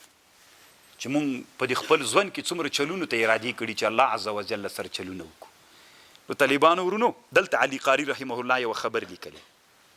ګمراه یو سړی به راجګ سو ښځه به یې په 3 طلاقونو طلاقه کړله چې په 3 طلاقونو به یې طلاقه کړله زه به پښیمانه و چې څنګه وکړم افغانستان کې چې یو سړی ښځه په 3 طلاقونو طلاق کې چی کوي داسې مستعار ورته نیسي ملا ته راسي یو څوک په لاس راکړه که نه چې پټې ورته نکاح کو بېرته بیا ورکړه خلاص داسې ترتیب دا اسلام کې حرامه طریقه ده طالبانو دا اسلام کې حرامه ده دا ګناه کبیره ده دی وایي چې هغه زمانه کې به قاضیانو چی کول علي قاري رحمه الله وایي د ده په زمانه کې ښځه به چې کله په 3 طلاقونو طلاقه سوله ستي به یې داسې ورته ویلې قاضي ته به یې راوسته قاضي به له دې ښځې نه پوښتنه وکړه اسلام چی ده ښځه به چپ سوه چې چپ سوله طالبانو زه به په کفر څوک وکړله دا ښځه خو کافره ده مرتده ده چې کافره مرتده ده نو د ما نکاح ورسره نه هغه نکاح مخکې چې صحیح سوې نه وه ټوله زنا وه اولادونه دي بیخي د سړي زمن نه وله ارمیانو داسې فیصله به یې وکړه چې دا ښځه مخکې مرتده وه او ته میړه څوک وي مسلمان ولې ته مسلمان ولې دا مرتده وي تاسې منځ کې بیخي نکاح سوې نه ده ښه چې نه ده سوې نو اوس به ښځه بیرته ایمان څنګه نصیب کړي ښځې ته به یې کلمه ووایه ایمان به یې راوړ طالبانو چې ایمان به یې راوړ طالبانو نو هلته به نکاح موجوده وه مخکې چې ایمان نکاح نه و موجوده طلاقونه یې چې ورکړي وو هغه هم هېڅ نشته ځکه نکاح نه ده موجوده نو څوک به څنګه موجود سي نو بیرته به یې ورته ویلې بس د دوی منځ کې نکاح وتړه دا طالبانو چل څنګه د خوند درکوي طالبانو علي قاري رحمه الله وی دا ښځه به څوک وله دا ښځه به طالبانو مع انها دینداره ښځه به وه قارئة للقرآن مصلية في كل الأزمان صائمة في الشهر رمضان فيقول لها القاضي ما حكم الإسلام فهي بجهلها بمراتب الكلام تقول لا أدري فيحكم بكفرها وببطلان نكاحها الأول ويجدد لها النكاح الثاني وربما طالبانو داسې چلونه به کول دا اوس هم طالبانو غټ غټ ملایان هم کله کله دا نارې روي وي چا نه دي که پوښتنه وکړله چې اسلام چی ده وي که چپ سولې دا کافر ده طالبانو دا غلط خبر ده هسې له ځانه وي دا مفتابهي قول د احنافو نه ده طالبانو دا د ابن الهمام خبره ده چې فتح القدیر کې کړې دا د ابن الهمام خبر ده طالبانو 2 جلد ده 130 صفحه د ابن الهمام ده کتاب الجنایز دی انشاءالله دلته طالبانو دا خبره کړې ده خو زه به هم حاصل به درته وایم دغسې به په تاسې وږد سي که نه ابن الهمام داسې لیکلي طالبانو ورونو وی که چا له ښځې نه پوښتنه وکړله چې اسلام چی ده وی دا چپ سوله دا معنا نه لري چې په دې کې اسلام نسته ده هغه داسې فکر کوي چې اسلام پوښتنه ترې کړي اسلام چی ده نو هغه فکر کوي چې دا لکه ځان ته داسې یو منظم و مرتب جواب غواړي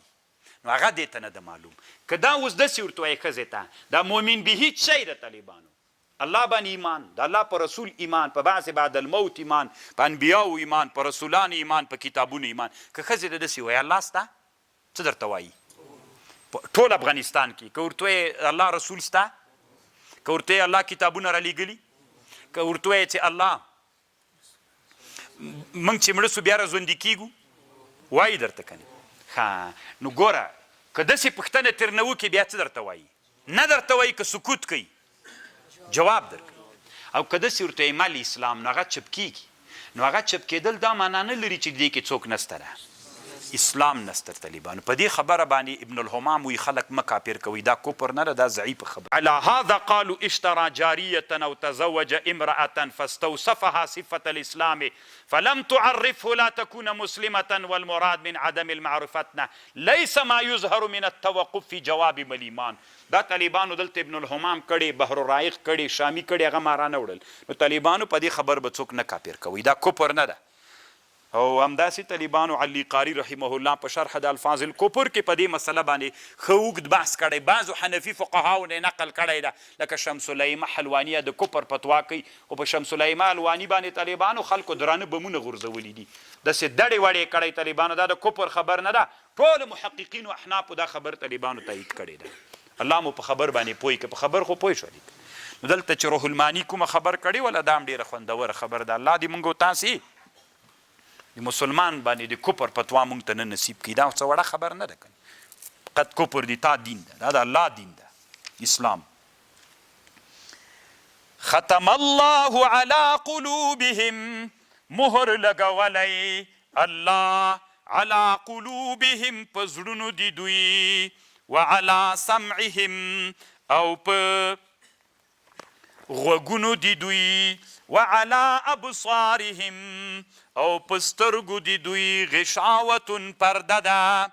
په سترګو د دوی پرده ده. ولهم عذاب عظیم او دوی دپاره عذاب ده عظیم لوی لوی عذاب د دوی دپاره. طالبانو محل دی زړه ختم الله علی قلوبهم، الله د دوی په زړونو څوک لګولی؟ مهر لګولی. طالبانو د علم چیرته د علم په زړه کې د علم که په دماغو کې د علم؟ دا طالبانو یوه جنجالي مسله ده. طالبانو یو ځان خوشحاله کول، ځان هغه کول، یو دا مسله ده. یو طالبانو دنیا قناعت کول. دا اوس ختم الله علی قلوبهم، الله په زړونو مهر ولګو. نو خو دې نه معلومیږي چې علم چیرته ده. طالبانو د دنیا علماوي د ذهن علم چیرته ده. دا اوس طالبانو روح المانی دلته یوه محاکمه کړې ورې به د روح المانی محاکمه وکړم. څوک کوي علم په دماغ کې ده، څوک کوي علم روح المانی وی د زړه او د دماغ په مابین کې یوه رابطه ده، په دواړو کې د علم صحیح ده. اصل کې به دلته وي خو د دوی په مابین کې رابطه ده. طالبانو دا برق چې لګیږي که نه دلته لګیږي، خو بټنه خو یې دلته ده که نه. داسې د دوی دواړو په مابین کې لکه د بټنې او د ګروپ په مابین کې یو ربط ده، د زړه او د دماغو په مابین کې یو ربط پروت ده. دا جواب چا کړی؟ روح المانی کړی. دا جواب انور شاه کشمیری صاحب هم بیا کړی طالبانو. او دا اوس زمانه کې یو انسان نه زړه باسي بل انسان ته وروړي. نو طالبانو علم یې ختمیږي که نه ختمیږي؟ دا تجربه تاسې چې اورېدلې څنګه ده چې یو انسان نه زړه بل انسان ته راوړی د دغه هغه پوه کوم شیانو چې علم درلوده، خپل زوی پیژني، پلار که زړه یې بدل کړی وی طالبانو بیا د خپل زوی اولادونه خپل کور نه پیژندلی، خو دا هم علم. خو تاسې داسې څوک لیدلی چې زړه یې ورته بدل کړی یا مو اورېدلی دي؟ نو د هغې هغه علم بدل سوی. نو که علم په زړه کې وای بیا. خو طالبانو ورونو ما خپله په دې موضوع باندې یوه لیکنه کړې ده، اوږده لیکنه مې کړې. یو امریکایي ورځپاڼه ده ډیلی میل، هغې ډېر اقوال په دې نقل کړي دي، علماو عربي ته ترجمه کړي. په دې اقوال نقل کړي چې دنیا کې د زړونو هغه کومې لویې شفاخانې چې دي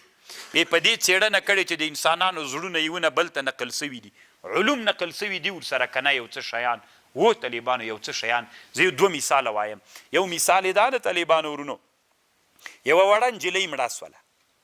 بیا یو بل هلک و، وړکی هلک و، د زړه خراب و. بیا ډاکټرانو ویلي چې باید هغه نجلۍ چې مړه سوله د هغې زړه راوباسي، ده ته یې واچو. بیا چې زړه راوویسته، دا وړه نجلۍ چې وه دا له اوبو نه سخته ډارېدله. خبر باندې پوه شو؟ رښتیا اوبو کې مړه سوې وه، اوبو ته ورغورځېدلې وه، اوبو کې مړه سوې وه. بیا ډاکټرانو یې زړه راوویسته، ډاکټرانو سره ایښی وي، بیا دغه هلک ته یې زړه ور واچو. دغه هلک مخکې له دې نه چې دا زړه یې نه ور بدل کړی، لامبو سره یې ډېره جوړه وه. خو کله یې چې دا زړه ور بدل که او کرا کرا راجوړ سو راجوړ سو راجوړ سو، اوبو سره یې سخته ورانه سوله. نو علما دې نظریې ته ورسېدل. نو دی خبر هم نه و چې ماته د چا زړه راوړی و، هغه نجلۍ زړه په چا باندې مړ سوې ده، په اوبو باندې. دا بیخي خبر هم نه و طالبان. خو بیا هم بس له اوبو نه ډارېده. علماو فکر وکړو چې دا ولې دی له اوبو نه ډارېږي، مخکې له دې نه ډارېده، اوس ډارېږي. چې فکر یې وکړه طالبانو زړه یې د داسې چا ورته راوړی وي چې هغه د اوبو له لاسه مړه سوی وه. نو خو ګوره طالبانو علم سته که نسته ده؟ که علم نه وای په زړه کې، ولې د زړه په بدلون باندې دې ته دا صفت راغی؟ یو هلک و طالبانو، 18 کلن هلک وی، هم د ډیلی میل لیکلي وي، دا 18 کلن هلک د ټکر په پیښه کې مړ سو، د سینه یې لګېدلی و، ټکر سوی مړ و. بیا زړه ډاکټرانو راوویست. نوره دنیا کې طالبانو ټکر مکر وسي د انسانانو زړونه راباسي، او په دې باندې دنیا کې یوه نظریه هم روانه ده، زړونه راباسي نو هغه هسې خاورې کېږي ورسره. نو چې خاورې سول هغه زړونه هلته ږدي. بیا چې وطن کې نور انسانان چې زړونه یې همغسې او کې ارزانه وي ورته ډېر موږ تاسې خو طالبانو له دې باب سره تر څو چې به له دې ډېر وخت نیسي الله مو پوی که موږ څه کاله هدایه کې په دې باندې بحث کړي کوم طالبان چې ما سره نږدې وو هغه ما پوی کړي ول په دې باندې هغوی هم دا نظریه تقریبا تایید کړې طالبانو خو دا خو اوس نه کېږي تاسو ته خو داسې کفر غوندې ښکاري غوږونه کېږي درته چې وایې ورئ بیا په دې دنیا په حالاتو خبر سي بیا تاسو ته معلومات اوس د یو سړي یې نه د طالبانو 100 لکه روپۍ باندې اخلي له کمې نو سړی چې مړ کېږي طالبانو نن د دنیا معاصرو علماو په دې فتوا کړې چې انسان مړ سو تیروې باسه ضرورتونه دي نو هغه بل انسان ته چې سوالتي به هغه ته خوشي تبرعات وي دا هلته کولی شي چې اسلامي حکومت ډېر طالبانو علماو معاصر علماو اسلامي امت ته ډېرې اسانۍ راوستلي دي خلافا للافغاني نو طالبانو ورونو دا بل هلک تکار وکړه دا زړی تر نه راویستی یوه جلۍ وله نو دې جلۍ ته یې دا زړه ور واچو چې جلۍ ته یې زړه هغه غټه جلۍ وه هغه هلک هم غټ هغه مخکې نی واړه ول دا یې چې راوړ دا زړی ورته راوړو واچو چې کله دا جلۍ ښه سوله ته به یې ویلې دا سینه مې درد کوي ډاکټرانو ته یې وروستله هېڅ آثار نه و پکې د سینې ولې سینې درد کو طالبانو ځکه چا نه چې زړه ورته راوړی هغه د ټکر په پیښه کې څنګه سوی از طالبانو سینه ټکر سوی وله طالبانو هغه زړه درد احساس کړی نو طالبانو ده به ویلې نو خو دې نه معلومیږي چې ادراک سته پکې که نه که ادراک و علم نه وی ولې دې جلۍ ته څوک راغلی بیخي ډېر طالبانو په دې باندې بیا که یو ورځ بل چېرته بیا به هم یو څه ربط د علم د زړه سره هم ستا طالبانو ورونو اگر چې معاصر اطبا ټول په دې بحث کوي چې اصل کې محل د علم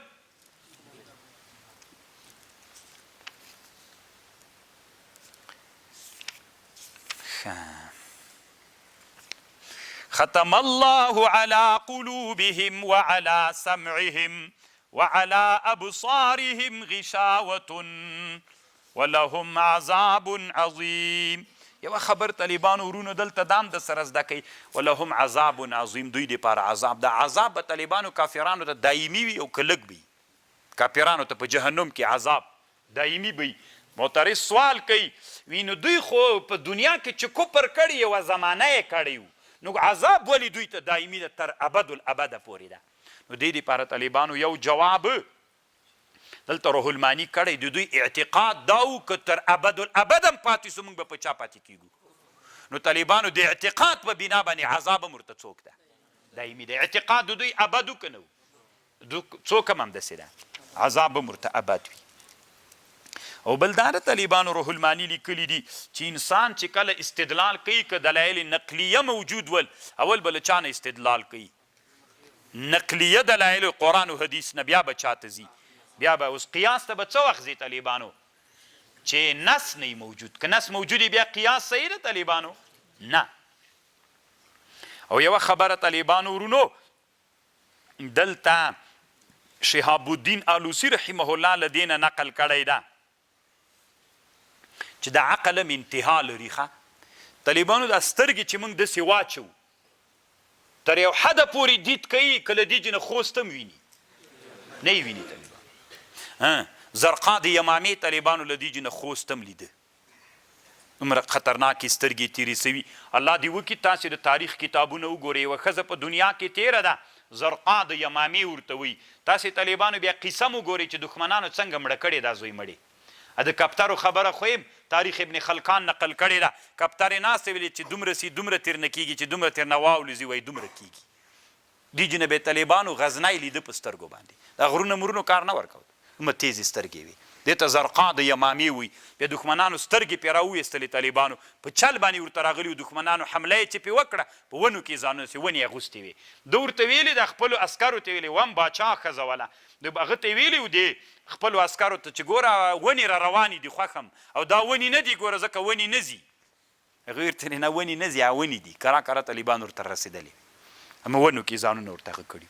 بیا تاسې زرقا د امامي ولیکئ ځان سره بیا بحث پې کوئ طالبانو نو د سترګو نظر څوک لري طالبانو انتها لري دا اوس دلته چې ناست دي د ټولو طالبانو یو اندازه دید ده که فرق لري که نو عقلونه هم طالبانو تر یو حده پورې ادراک کوي د بعضو انسانانو عقلونه تر یو حده ادراک کوي د بل تر بل د بل تر بعضې داسې انسانان دي چې هلته نور بیا هلته ادراک نسي کولی طالبانو بیا به چا ته ځې نقل ته به ځې نقلي دلایل کول هغې باندې به هغه کوي که نه ول چپ کېږي به زه د انسانان نن زمانه کې فکر کوي چې څوک ده هر څه عقل ادراک کولی سي عقل لالا دومره ډېر ادراک نسي کولی او یوه خبر بله دا د طالبانو ورونو په دنیا کې یو څه علما دي یو هغې نه ابن عربي ده هغه وایي چې د جهنم به یو وخت کې پناه کېږي جهنم به څنګه کېږي دا به پناه کېږي دا جهنم همیشه نه ده بعضې داسې اقوال دي جهنم کې چې کوم جهنمیان دي دا ګور به د دوی طبیعت ګرځېږي بیا به تکلیف نه ورته روح المانی طالبانو یوه خبره دلته دا کړې ځکه د ابن عربي پګران ده نو دی قال الشیخ الاکبر یوه خبره دا کړې چې دا په د ظاهري معنا نه ده مراد چې جهنم کې جهنمیان به مخلد فی النار نه راویستل کېږي به دی وي دا کاپیران نه ښیي دغه مسلمانان ښیي دا تعویل غلط تېر سوی ځکه د نورو کتابونو کې خبر داسې ده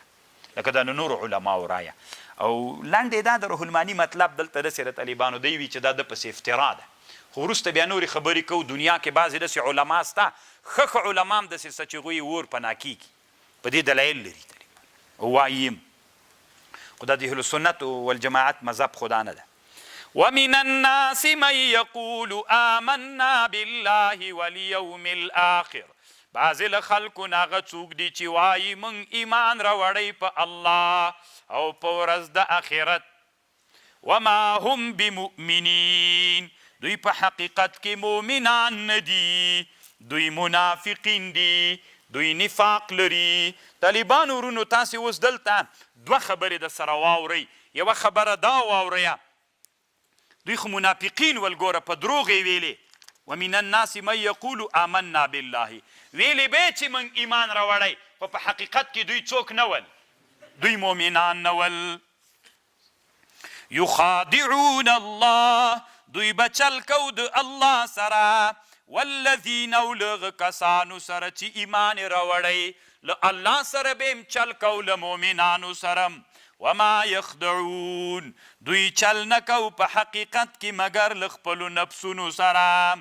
وما یشعرون او دوی نه پوهېدل فی قلوبهم مرض په زړونو د دوی کې مرض فزادهم الله مرضا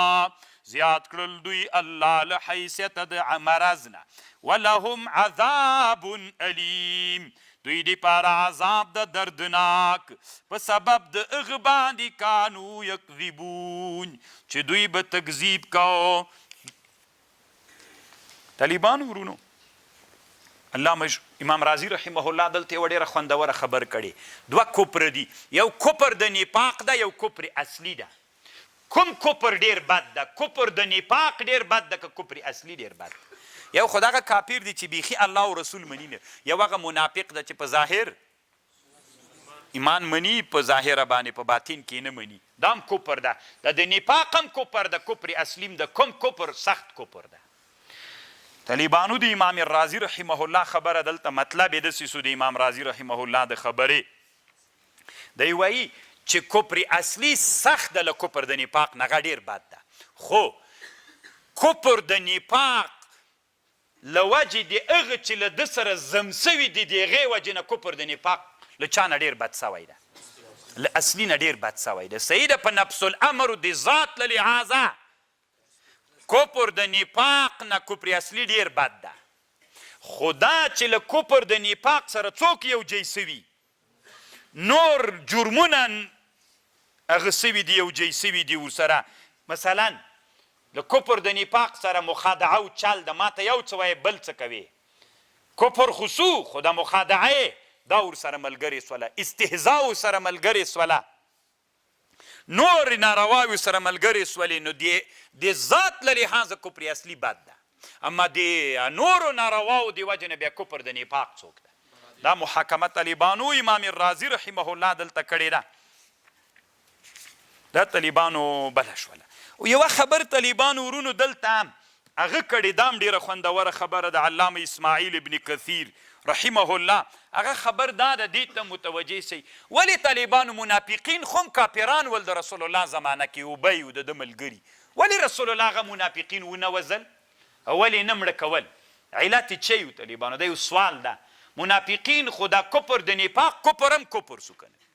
کفر سو نو کفر سو طالبانو رسول الله سلام دا کافران ولې نه وزل د ابن کثیر دلته څو جواب کړی دي یو جواب دا ده چې ځکه نه وزل هلته اسلام ته نوي خلک راتلل بیا به داسې وي چې خلک به باندې داسې اوازه ګډه کړي چې محمد صلی الله علیه وسلم خپل ملګري وزني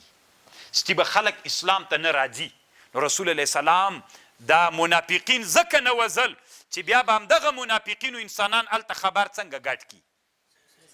خپل ملګري وزل دا یو علت سو طالبانو دویم دا ده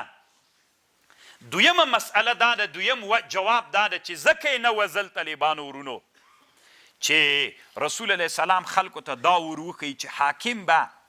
په خپل علم باندې فیصله نه کوي مثلا طالبانو یو حاکم د اسلامي امت مشر ده امیر المؤمنین د بادشاه ده هغه یوه خبره ولیدله ورته معلومه سوله چې دغه ناروا کړې دی به په خپل علم باندې څوک نه کوي فیصله نسی کولی یو قاضي د طالبانو د کابل ولایت قاضي ده دته یو مسله معلومه سوله چې د غلا کړې ده د لیدلی ده چې غلا یې کړې د قاضي لیدلی طالبانو دی به په خپل علم باندې فیصله نه کوي فیصله به په چا کوي فیصله به په چا کوي طالبانو شاهدانو باندې په خپل علم به فیصله نه کوي نو دا خو نبی علیه السلام ته د دوی نفاق معلوم و که نه بل چاته خو نه و معلوم نبی علیه السلام ته نفاق معلوم و چې الله عز وجل ورته ویلې نو نفاق چې نبی علیه السلام ته معلوم و نو دلته بل جواب دا ده چې دا جواب هم دی کړی ده چې حاکم په خپل علم باندې څوک ونه کړي فیصله ونه کړي چې نبی علیه السلام خلکو ته دا وروښي ګوره ما ته معلومه ول نبی علیه السلام وایي چې دا منافقین مې بیا مې نه وزل ولې مې نه وزل ځکه حاکم به په خپل علم باندې څوک نه کوي فیصلې به نه کوي ظاهر د شرع ته به ګوري ظاهر د شرع باندې دوی ټول ویلي چې موږ مؤمنان یو کله منافقین یو نو د موږ په زړونو څوک خبر دي شاهدان پیول چې دوی منافقین دي نه طالبان شاید نو په ظاهر د شرع باندې نو څوک به په خپل علم باندې دا ډېر خوندور جواب ده نه پوهېږم چې تاسې په دې جواب پوه شولئ که نه او بل جواب دا د طالبانو ورونو بل جواب یې دا کړی ده چې دا امام شافعي صاحب کړی ده دوی وایي چې دوی به په ظاهره باندې په باطن کې په ظاهره به یې څوک ویلې اسلام راوړ په باطن کې به څوک کفر و نو د ظاهر باندې به اسلام راوړ ویې ویلې موږ مسلمانان یو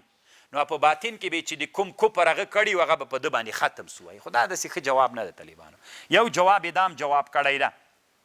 چې نبی علیه السلام ځکه نه وزل د دوی له شر نه نه ډارېدل نبی علیه السلام پوه سوی و چې دا داسې بېغیرته منافقین دي چې له وسه کېږي نه نو ویلې چې شر یې توان یې موږ ته نه رارسېږي نو د دې وجې نه رسول صلی الله علیه وسلم دوی ونه وزل ویلې چې وزلو کې نو موږ ته تاوان موږ ته نسي رسولی نو چې تاوان نسي راته رسولی وزلو کې څه ضرورت ته نه یې وځو او دلته طالبانو روح المانی یوه بله خبره هم کړې ده نو هغې نه به تیر سو طالبانو د دروغو په اړه چې بعضې حالتونو کې دروغ څوک دي روا دي یعنې که یو سړی په بعضې حالتونو کې دروغ ووایي په بعضې حالتونو کې د چا دپاره دروغ روا دي له هغه نه به هم تیر سو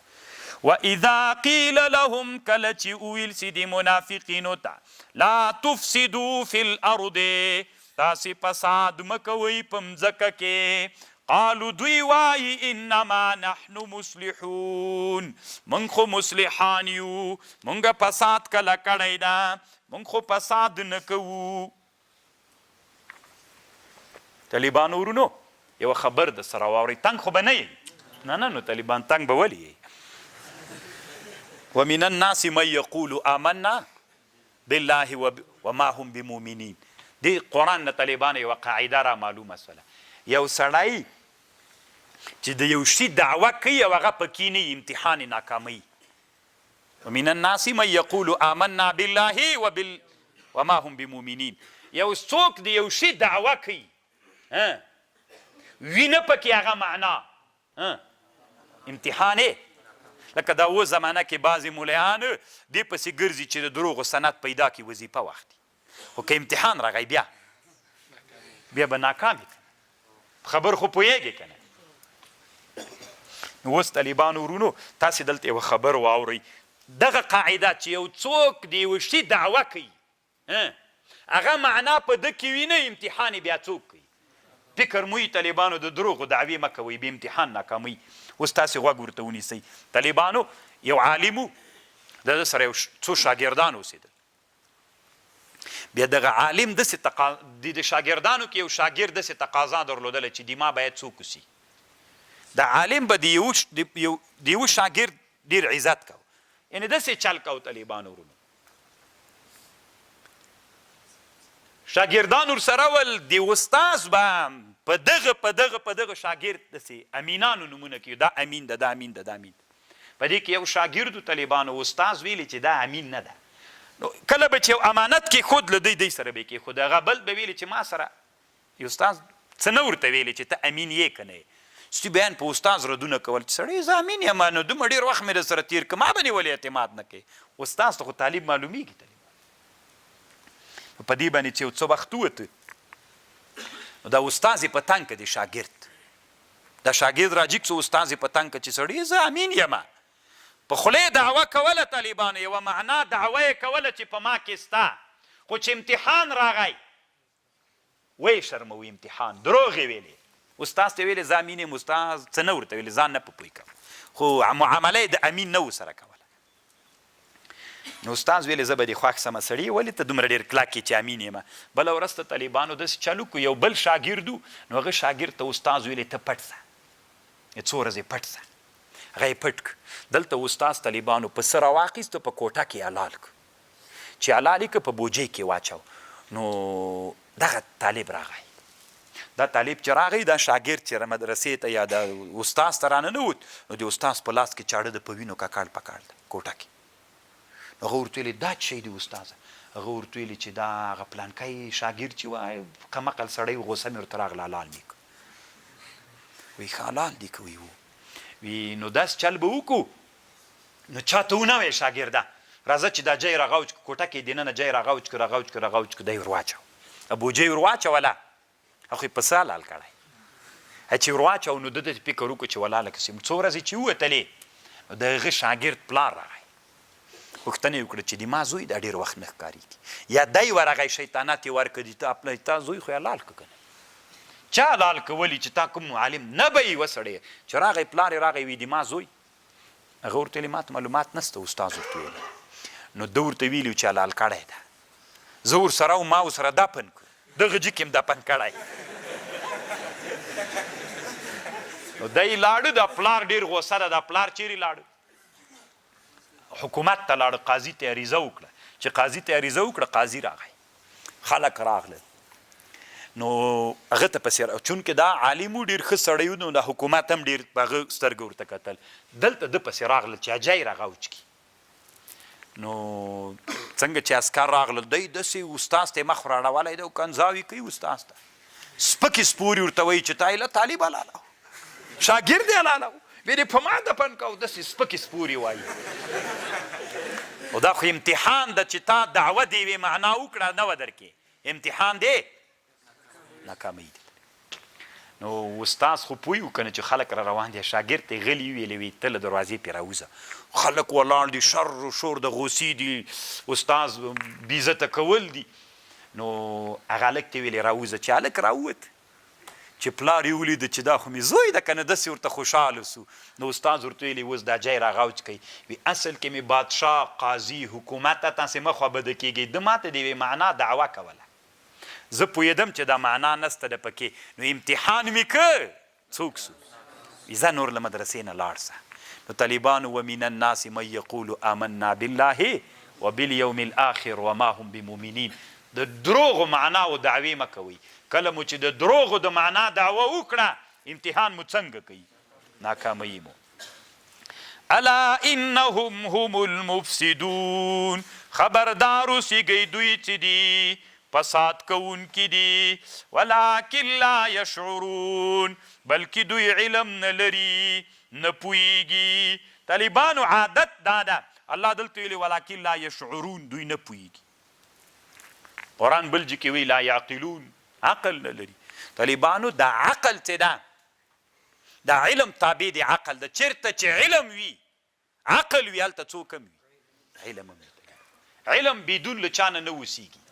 عقل چې وي طالبانو علم هلته ځي الله دې مونږ عاقلانه مو ګرځوي وی طالبانو ورونو کله چې آدم علیه السلام الله پیدا که وی جبریل علیه السلام 3 تحفې ورته راوړي، علم، حیا، عقل، 3 تحفې ورته راوړلې. چې ورته راوړلې نو آدم علیه السلام ته یې یوه دانه پکې مختاره کړه چې کومه یوه غواړي. نو آدم علیه السلام اراده وه چې عقل مختار کړي. نو هغه ورته ویلې، جبریل علیه السلام ورته ویلې چې نه علم و حیا واخله. بیا طالبانو اوس علما وی عقل، علم، حیا. عقل چیرته ده؟ په دماغ کې. علم چیرته ده؟ په زړه کې. حیا چیرته ده؟ په سترګو کې. حیا د انسان په زوی څه بې حیا سترګې دي ګوره خلک وایي، خو دې نه معلومه ده چې حیا چیرته ده؟ په سترګو کې. د الله عز وجل دې موږ څوک وګرځوي؟ حیاناک دې الله موږ وګرځوي. الا انهم هم المفسدون ولكن لا يشعرون. واذا قيل لهم کله چې وویل سي دوی ته آمنو ایمان راوړئ کما آمن الناس لکه څنګه چې ایمان راوړئ صحابه، قالو انؤمنو آیا موږ ایمان راوړو کما آمن السفهاء. صحابو ته به بیعقلان ویلي. الا انهم هم السفهاء حقیقت کې دوی بیعقلان دي، ولکن لا یعلمون لیکن حقیقت دا د دوی علم نه لري. واذا لقوا الذین آمنوا د منافقان به چې کله ملاقي سو لغه کسانو سره چې ایمان به راوړي، یعنې د منافقان به چې له مؤمنانو سره مخ سول څه به ورته ویلي؟ مونږ ایمان راوړی. مؤمنانو ته به ویلي مونږ ایمان راوړی. واذا خلوا الى شیاطینهم کله به چې ورغلل خپلو شیطانانو ته، قالو ورته ویلي به انا معکم انما نحن مستهزئون مونږ له تاسې سره یو، مونږ هسې په دوی باندې ملنډې و استهزاوې کولې. الله یستهزئ بهم الله استهزا کوي په دوی. ویمدهم فی طغیانهم ویمدهم الله چې دا مهلت ورکوي دوی ته په سرکشي خپله کې، په داسې حال کې یعمهون چې سرګردانه به وي. اوس طالبانو د استهزا حقیقي معنا که راواخلي که نه، طالبانو داسې خوند نه کوي، د الله د شانه سره نه مناسبه حقیقي. نو معتزله جواب کوي طالبانو الله یستهزئ بهم الله استهزا کوي په دوی باندې، جواب د استهزا ورکوي. دی معنا سوله. روح المانی قربان سمدم دلته طالبانو د معتزله خبره مختار کړي. د یو هم دای معنا ده، دای معنا نه ده طالبانو. کوم شی چې د الله په حق کې ظاهري معنا څوک راتلله مناسبه نه وه نو چاته به سپارو. الله د تا په حق کې چې استهزا کومه معنا لایقه ده موږ په هغه ایمان لرو. روح المانی دلته طالبانو دم تعویل کړی ده. ښه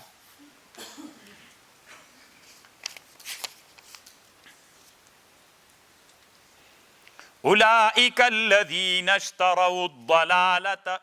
یاره طالبانو چې بس کړی مو وای ښه وه که نه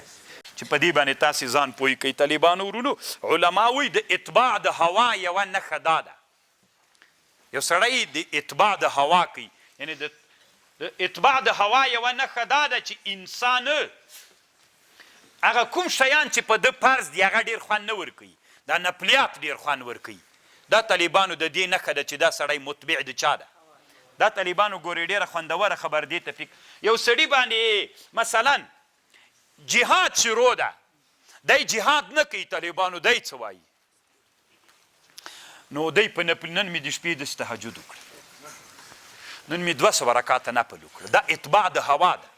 په تا باندې. چې اوس مثلا یو سړی د زبې مثال یو سړی ده هغه د یو ولایت والی ده، یو قاضي ده د ولایت قاضي ده، په ده فرض دا ده چې دغه ولایت د مسلمانانو څوک حل کړي. مشکل دا په فرض دي طالبانو، ځکه دی چې قاضي ده. دی څه وایي طالبانو؟ نن د شپې مې ولا چې دومره ډېر نفلونه وکړل، په تا نفل نشته کوکو، په تا فرض دي. ته چې د مسلمان دی څه کوي طالبانو؟ د ورځې وظیفې ته 11 بجې راسي او 1 بجه باندې بس بیا له دفتره وځي، 2 ساعته کار یې وکړي، بیا چې هلته کیني ولا د شپې داسې سپیانو غپل. که سپیانو چې شته غپل، یعنې زه خو د شپې تهجدو تراویح سوی یم، نو طالبانو دا اتباع د هوا ده. ته چې قاضي مقرر سوی په تا فرض دا ده چې د دې ملت محکم فیصلې وکړه. ته چې والي یې د دې مسلمانانو مشکلات حل که، فرض دې پرېښي دي وایي د سپۍ خو داسې د سپۍ غپا وه.